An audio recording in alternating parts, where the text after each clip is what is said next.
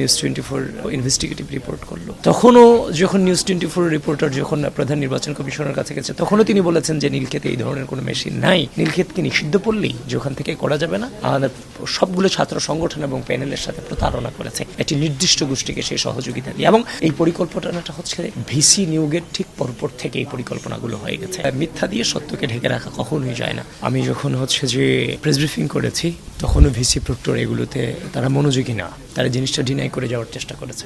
যখন আমরা বা অন্যান্য প্যানেল সহ আমরা একসাথে যখন গিয়ে ভিসি প্রক্টরের সাথে কথা বলেছি, ভিসির কাছে গেছে, সেখানে প্রক্টরে ছিল, তো তিনি তখন বললেন জনযন্ত্র মানুষ বানানো যেতে পারে, কিন্তু আমরা নীলক্ষেতে ব্যালট পেপার ছাপাইনি। এটা বলার পর তারা যদি সত্যিকার অর্থে সৎ থাকতো, তাহলে তারা ইনভেস্টিগেশন করতে পারতো, যেহেতু ভিসি প্রক্টর এবং বিশ্ববিদ্যালয় প্রশাসন এমন একটা জায়গা থেকে ইনভেস্টিগেশন ছাড়া কিংবা জিজ্ঞাসাবাদ ছাড়া তো তারা পরের দিন প্রেস ব্রিফিংটা দেয়নি, প্রেসটা দেয়নি, যে প্রেস বিজ্ঞপ্তিটা দিয়েছে বিশ্ববিদ্যালয় থেকে, সেদিনও তারা অস্বীকার করেছে, সরাসরি অস্বীকার করেছে।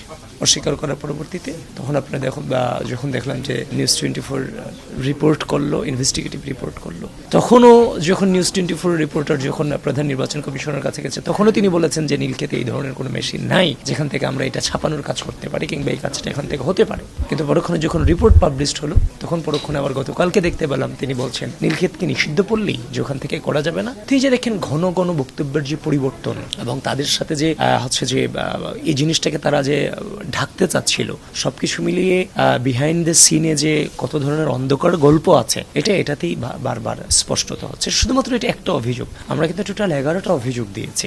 সব মশার বিরুদ্ধে সুরক্ষা দিতে এলো বসুন্ধরা এক্সট্রিম অ্যারোসল, মশার বিরুদ্ধে এক্সট্রিম সুরক্ষা। এর ভিতরে আরো একটা অভিযোগ আছে, এখানে ভোটের কাস্টিং লিস্ট যে সিগনেচার সেটা প্রকাশ করবার জন্য, সেটাও যদি আপনার মনে হয় পাবলিক ডকুমেন্ট, যদি আপনার সমস্যা হয়, তাহলে আপনি যারা উপস্থিত ছিল তাদেরকে মার্ক করে দিয়ে দেন, তারাও উপস্থিত ছিল। আমি তো সবাইকে চিনবো না, সবারটা সবাই তারা দেখে নিবে।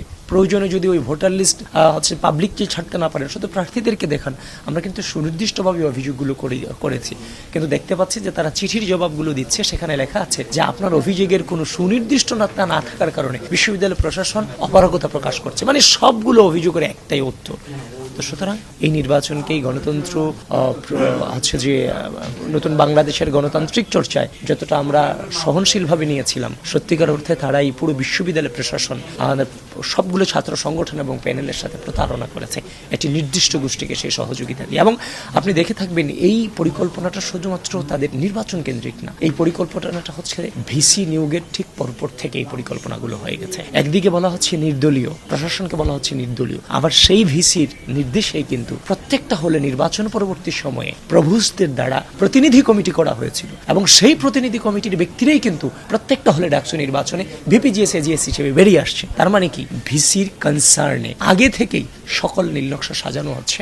আপনি ধরে দেখেন, এখান থেকে শুরু করে ভিসি নিয়োগ পর্যন্ত যান, আপনি সবকিছু খুঁজে পাবেন। সুতরাং এই যে বিশ্ববিদ্যালয় প্রশাসন গণঅভ্যুত্থান পরবর্তী সময় এত হাজারো শহীদের রক্তের মধ্য দিয়ে তারা চেয়ারে বসার পর বাংলাদেশের গণতন্ত্র, বাংলাদেশের স্থিতিশীলতা, বিশ্ববিদ্যালয়ের স্থিতিশীলতা এবং হচ্ছে যে আপনার হচ্ছে যে সমান অধিকার চর্চায় তারা যে হচ্ছে যে স্পিডটা নষ্ট করেছে, এটার দায় বিশ্ববিদ্যালয় প্রশাসন এবং দায়িত্বশীল ব্যক্তিদেরকে অবশ্যই নিতে হবে। এবং দেখেন, এই ঘটনাগুলো পাওয়ার পরে আজকে আমাদের জায়গায় যদি অন্য কোনো সংগঠন হতো, একটু চিন্তা করে দেখেন, তারা কি কোনো কারণে এতটা হচ্ছে যে সফটলি থাকতো, এতটা সফটলি হ্যান্ডলিং করতো?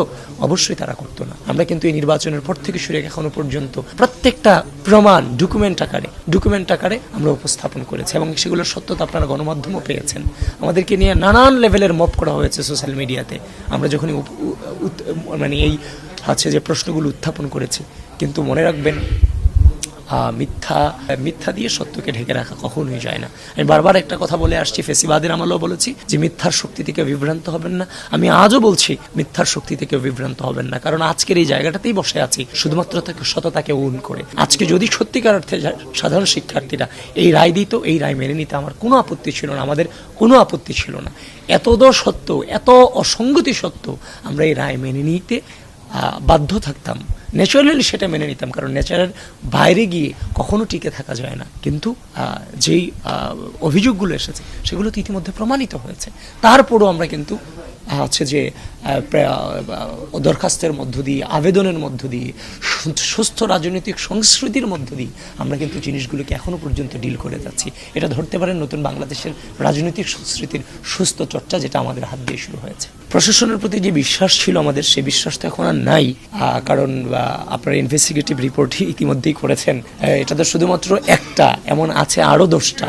সেই 10টাও একদম সত্য উপস্থাপন, কোনো ভেজাল এগুলোর মধ্যে নাই। তো সবকিছু মিলিয়ে তারা আমাদের এই যে বিশ্বাসের যে প্রতিদান দিয়েছে, এখন নতুন বাংলাদেশের রাজনীতিতে সবাইকে আমরা মজলুম মনে করেছিলাম, সুতরাং এখানে কেউ জালেম হবো এই চিন্তা কখনো করি না, এখনো করছি না, কিন্তু তারা আমাদের উপর জুলুম করেছে ইতিমধ্যেই। তো এটার সুরাহা কিভাবে হবে, আমরা আবারও বিশ্ববিদ্যালয় প্রশাসনের সাথে কথা বলবো। এই জিনিসগুলোর সুস্থ ধারায় নিয়ে আসতে হবে, প্রপার সলিউশন লাগবে, কারণ এই নির্বাচন সামনে সকল নির্বাচনের মাপকাঠি হওয়ার একটা হচ্ছে যে আলোচনায় থাকবে।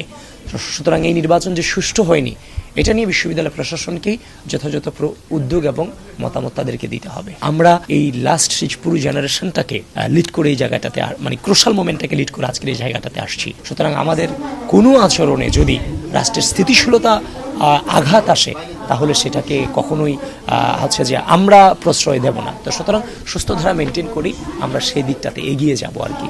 সেক্ষেত্রে বিশ্ববিদ্যালয়ের শিক্ষার্থী এবং প্রশাসন যারা আছে, তাদের সহযোগিতা কামনা করছি।